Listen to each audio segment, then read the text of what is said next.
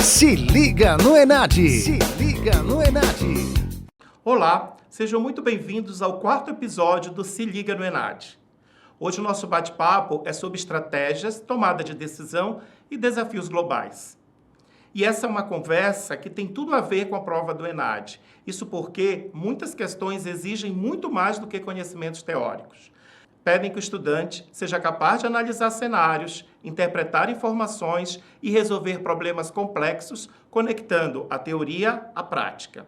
Ou seja, a habilidade de pensar estrategicamente não serve apenas para o exame, mas também para a vida profissional e para lidar com os desafios do mundo atual.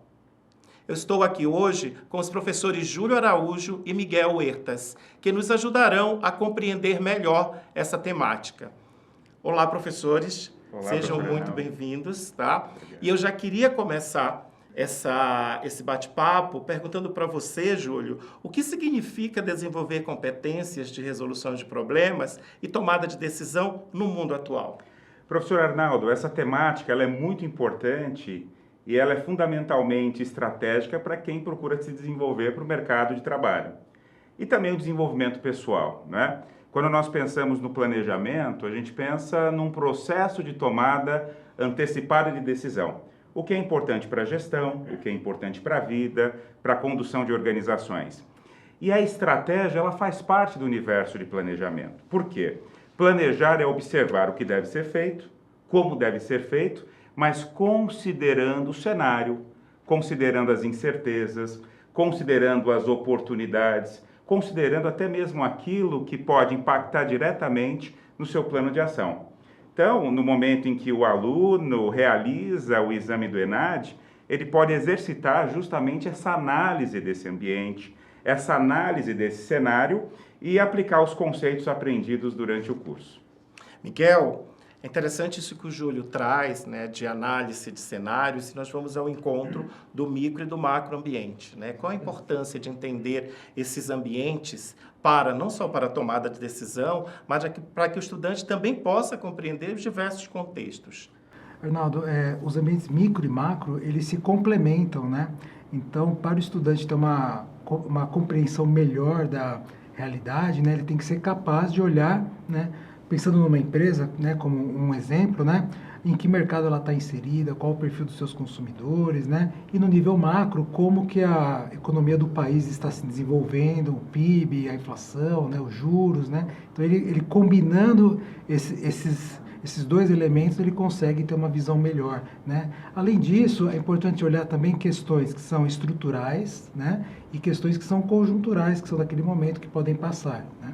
Essas questões a gente poderia incluí-las nos desafios globais, né? Porque a organização está dentro de um macroambiente que se relaciona com esse macroambiente global, né? E hoje nós estamos vivendo, né, um momento que o mundo está passando por uma série de problemas relacionados à geopolítica, relacionados às questões sociais. Depois, inclusive, eu vou fazer uma pergunta para o Júlio neste sentido, né? Uhum. Mas para o estudante, né, ou para qualquer pessoa que viva, né, na sociedade atual, que esteja presente na sociedade atual, quais conhecimentos essa pessoa precisa ter, né, ou precisa desenvolver para lidar com esses cenários e tomar as decisões mais assertivas, seja na vida dela, volto a dizer, na vida dela privada, seja também na vida profissional. Além dos conhecimentos, uma atitude, né, de querer sempre conhecer, aprender, né? Então, eu considero muito importante você acompanhar o noticiário internacional, por exemplo, né? Porque o nosso país e a nossa sociedade está inserida no mundo global, né? Então, desde os últimos 45 anos, com a globalização, essa inserção do nosso país no mundo, da nossa sociedade com as outras, né? Ela ficou mais amarrada, né? Sempre fomos, né, ligados ao mundo, né, de várias formas econômicas, sociais, políticas, mas hoje muito mais do que antes, né? Então, acompanhar o que acontece lá fora, em termos de tendências econômicas, culturais, né? Militares, inclusive, agora vários conflitos no mundo, infelizmente, né? Para ter uma compreensão do que está acontecendo e de como lidar nesse ambiente, né? Isso em todas as áreas. Em todas né? as áreas, com certeza. Desde da gestão em negócios, que aí, quando a gente analisa essa temática, a gente já direciona para a gestão de negócios, mas também nós temos a área da saúde, a área do bem-estar, como a psicologia, a enfermagem, né, o direito, né, a comunicação. Da cultura também, né? Música, cinema, enfim, as artes, né? As Todas artes também. como um todo, né? Uhum. E a comunicação, sem dúvida, né? Principalmente. Porque é uma das grandes fontes aí, né? E isso me remete muito às questões estratégicas de uma organização. E essas questões de decisões estratégicas, elas estão muito relevantes para, compreender essas estratégias organizacionais nesse mundo complexo é importante para a formação desses estudantes. E aí, Júlio, vem a pergunta para você, né? O que é relevante, né, para a compreensão dessas estratégias organizacionais que surgem no século XXI? Muito bom, professor Arnaldo. Nós vivemos num mundo que ele é um mundo de transformação contínua, não é? Muitos falam que esse mundo ele é volátil, ele é ambíguo, ele é complexo, ele é incerto, ou seja, ele se transforma de maneira contínua. E nós estamos inseridos nessa realidade e as organizações também. As organizações são compostas por pessoas que vão atender pessoas, outras organizações e sociedade. Nessa perspectiva, é importante observar os elementos que podem afetar de maneira ampla as organizações e sociedade, da mesma forma que você tem que observar os elementos direcionados ao seu segmento.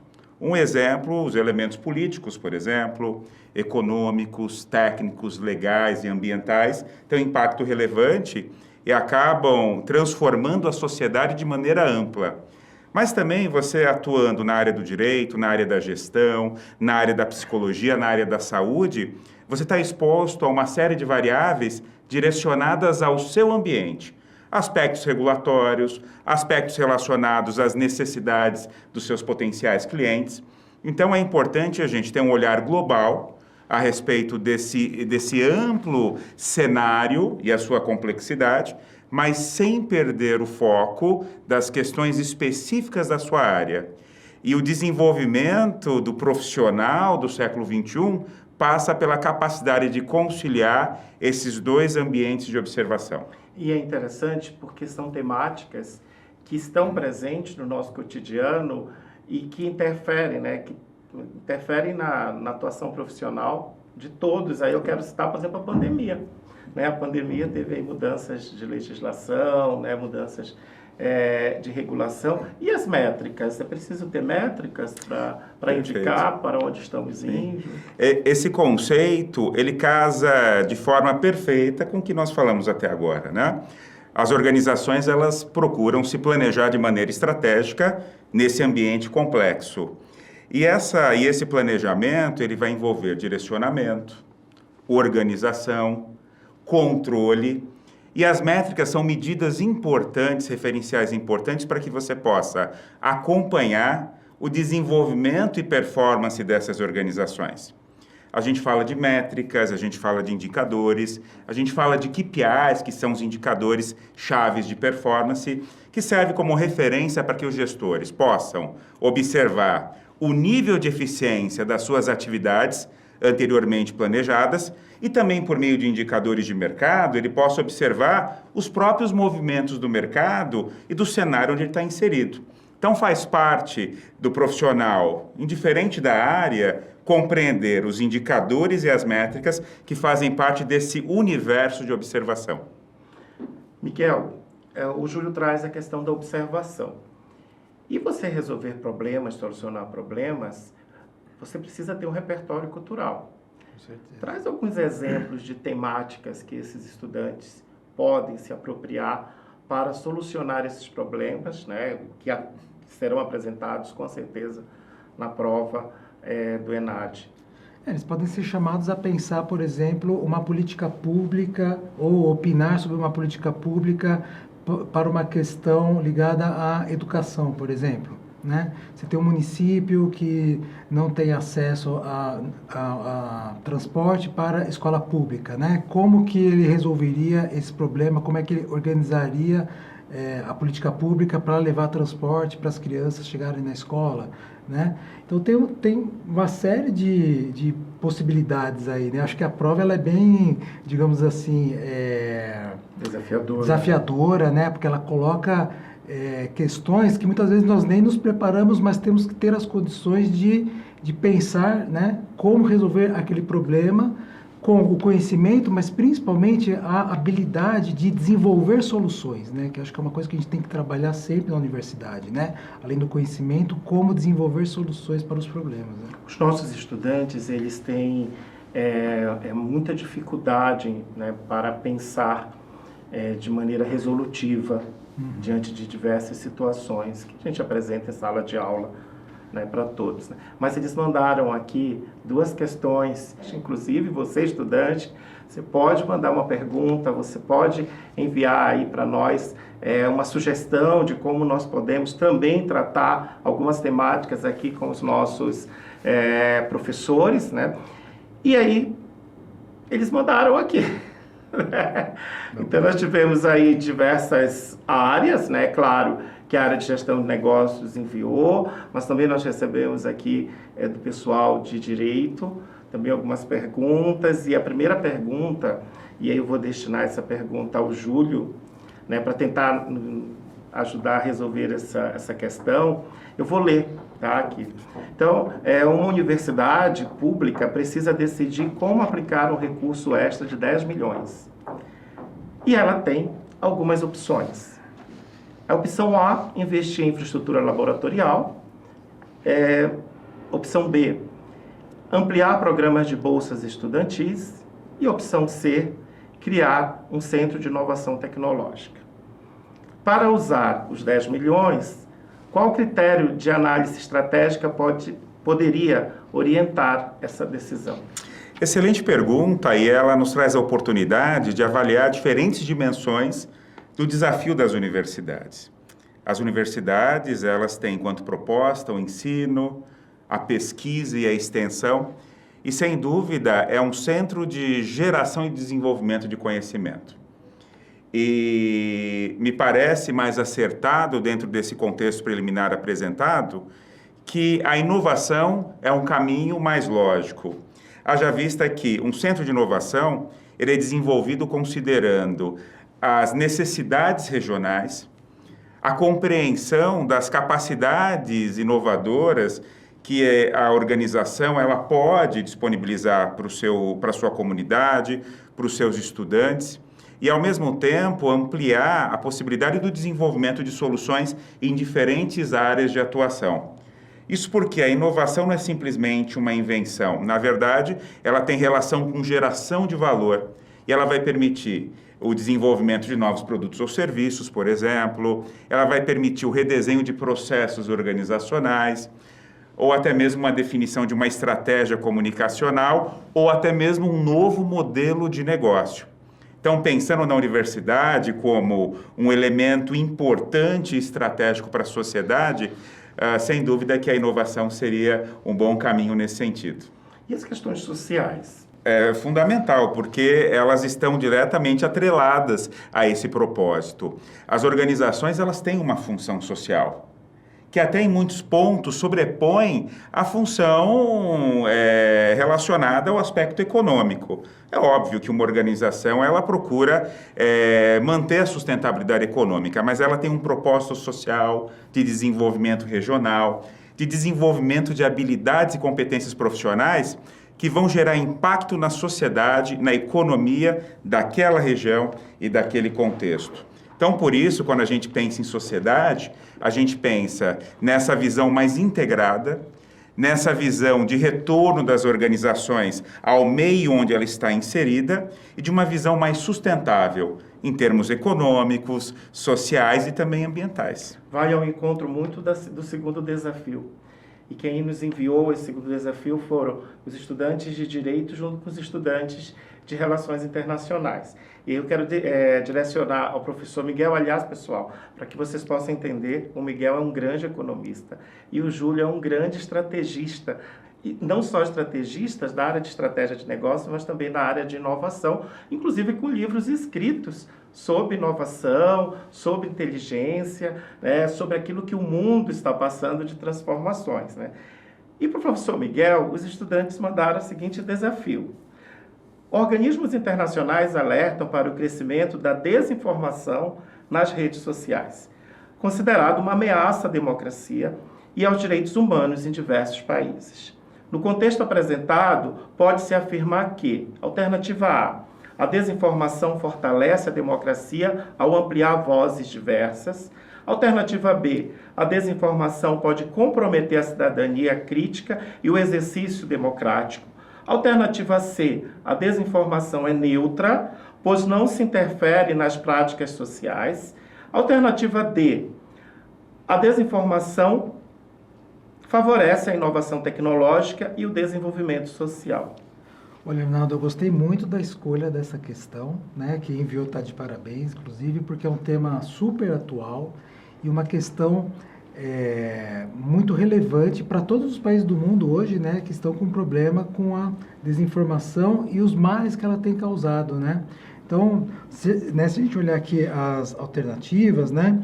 A primeira, né? A desinformação fortalece a democracia ao ampliar vozes diversas. O que seria uma coisa boa ampliar as vozes diversas, mas nesse caso é muito danoso à sociedade, né? Você tem casos, né, que as pessoas morrem por causa da desinformação. Então, com certeza não é a alternativa A, né? Eu ficaria com a letra B, né? Que a desinformação pode comprometer a cidadania crítica e o exercício democrático. Por quê? Porque leva as pessoas a tomarem decisões erradas. A gente está falando aqui de tomada de decisão e o quanto as informações fidedignas, né, são importantes para a tomada de decisão. E quando há desinformação, justamente a tomada de decisão da sociedade no ambiente democrático fica extremamente prejudicada. Então, com certeza, é a letra B, né, que compromete a cidadania e o exercício da democracia. E, aliás, é uma luta do mundo, né? Os países todos estão lutando contra as fake news, contra a desinformação, estão definindo legislações, né, estabelecendo legislações que regulam essas informações, principalmente via rede social. Né? É um dos grandes males do século XXI, com certeza. E que teve agora, né, muito recentemente, o assassinato daquele influenciador de extrema-direita nos Estados Unidos por um seguidor deles. Né? Certamente. E teve um caso, por exemplo, de uma pessoa que foi assassinada aqui em São Paulo, no Guarujá, porque teve um boato, uma desinformação de que ela teria assediado crianças e não tinha acontecido nada, e ela foi assassinada. Se você me permite até, essa temática... Vocês estão os convidados. Ela é transversal. Essa temática ela é transversal. Porque aqui a gente aborda questões da ciência social, questões relacionadas à psicologia, questões relacionadas ao comportamento a partir das abordagens midiáticas.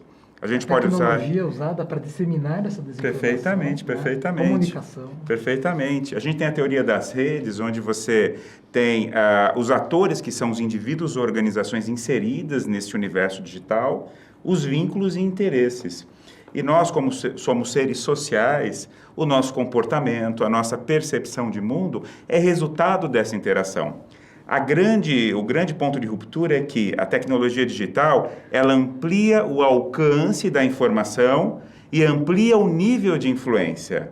Então, nas comunidades primitivas, a estrutura ali dos clãs era muito menor, um grupo muito pequeno. Agora, uma mensagem, ela tem um alcance global e gera impacto social. E isso é um desafio para a humanidade no século XXI, sem dúvida. E é interessante quantos temas emergem, né, dessa pequena discussão da fake news. É um problema não somente social, mas ele gera um problema econômico, ele gera outros problemas, inclusive educacional, tecnológico, né, porque é um desafio, principalmente quem está na área da comunicação. Como é que você comunica?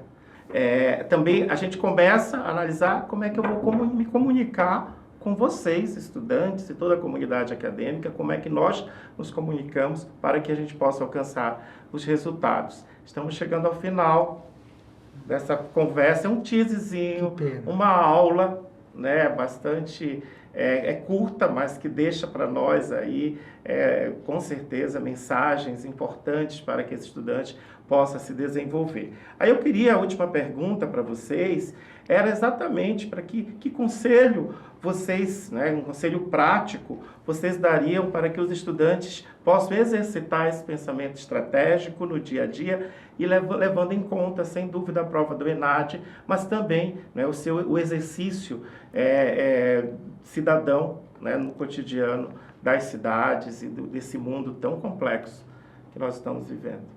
A prova do ENAD, ela evidencia pontos que já estão apresentados na nossa realidade. E o estudante, o pesquisador, o aluno, ele deve procurar observar isso nas diferentes formas de interação social. Os questionamentos colocados na prova, ou até mesmo na sala de aula pelos professores, eles não são resultantes simplesmente da abordagem acadêmica. Faz parte do nosso dia a dia. Faz parte da nossa vivência, da nossa existência. Então, o estudante ele deve observar no seu cotidiano, na sua relação de trabalho, no momento em sala de aula, por meio dos meios de comunicação, onde esses conceitos e elementos se manifestam e exercitar uma análise crítica. Esse é o primeiro ponto para que, de fato, ele possa desenvolver essas habilidades e competências tão importantes que fazem parte do universo acadêmico, que são avaliadas também nesse exame que é fundamentalmente importante na vida do estudante. Miguel? O Júlio colocou uma coisa muito importante, né, que eu queria também reforçar aqui, que é a questão da crítica, do olhar crítico sobre as informações, sobre o conhecimento, sobre as leituras, né, do jornal, dos livros, né, então ter esse olhar sempre crítico, né, sempre buscando, né, ter contrapontos, né, então quando você desenvolve essa característica, né, o conhecimento ele se torna mais rico, as habilidades se desenvolvem melhor, e pensando na prova do ENAD, eu acho que uma questão importante é ter também uma mentalidade de aprendizagem em vários espaços. Por exemplo, a prova de conhecimentos gerais, né? Você tem, né, situações do dia a dia, né, da comunidade, do país, do mundo, ao qual o aluno não vai estudar em sala de aula, mas ele vive nessa sociedade, né? Então, se ele tem uma mentalidade de aprendizagem, ele está aprendendo diariamente com o colega, com o professor, né, na lanchonete da faculdade, e ele sempre vai estar aprendendo, e isso ajuda ele na prova do ENAD e nas próximas que ele fará, né, pós-graduação, enfim. Eu quero agradecer a vocês, nossos convidados, mas também eu quero agradecer a você que nos acompanhou até aqui. A grande mensagem que fica no dia de hoje é que todos devemos pensar estrategicamente, como um exercício diário de analisar contexto, tomar decisões e que tudo esteja fundamentado nos nossos conhecimentos teóricos que adquirimos todos os dias. É isso que dará resultado para a solução dos nossos problemas. Ficamos por aqui e até o próximo Se Liga no ENAD.